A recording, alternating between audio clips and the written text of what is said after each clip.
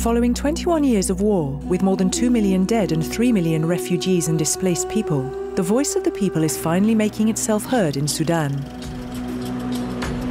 Sudan's referendum on independence took place between the 9th and 15th of January.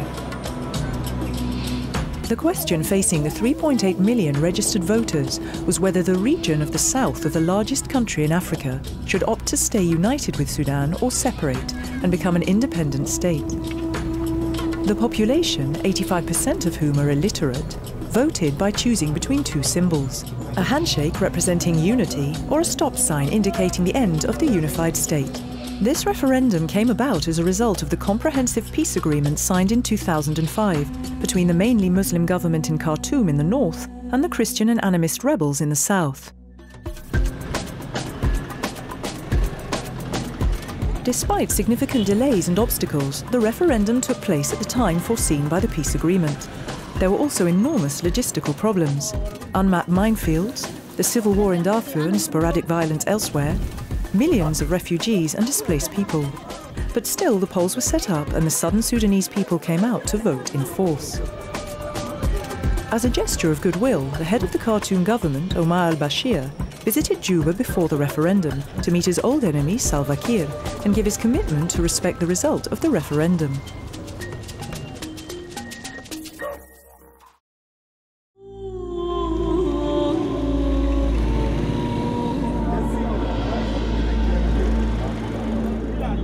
The significance of the poll to the stability of Sudan attracted the presence of several international figures, such as former US President Jimmy Carter, the former Secretary General of the United Nations, Kofi Annan, Senator John Kerry, and even the actor George Clooney, representing the NGO Satellite Sentinel project. It's been 55 years of marching and fighting and dying, and today marks the first step towards independence. And it's not often in your lifetime you get to see the birth of a nation, and it's not often in your lifetime you get to see people vote for their independence for the first time. Major international organizations such as the African Union, the Arab League and the European Union were also invited to deploy observers on the ground.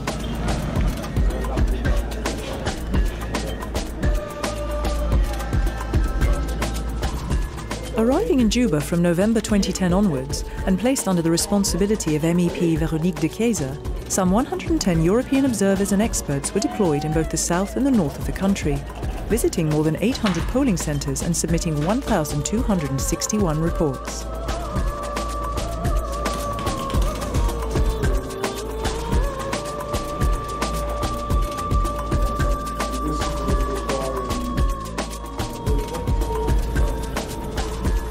The preliminary results issued on Sunday, January the 30th indicated a 97.5% turnout, with 98.83% of votes cast for secession.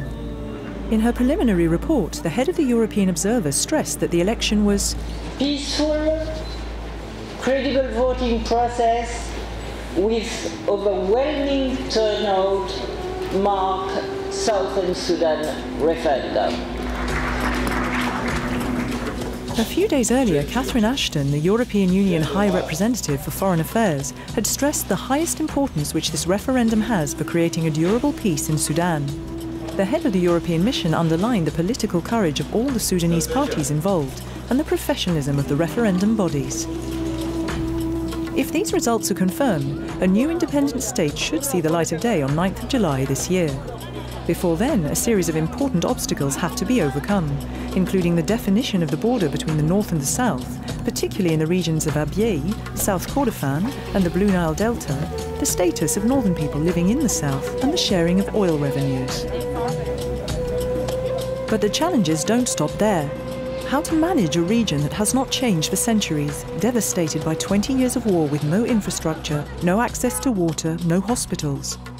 How to create citizenship and build a nation on ancestral tribal feuds? How to overcome the single-party model? The SPLM dominates everything: tribes, refugees, diaspora, and share power. Despite the difficulties, the European Union has made it known to both northern and southern Sudanese, by the head of its observation mission, that it stands shoulder to shoulder with them in these historic times.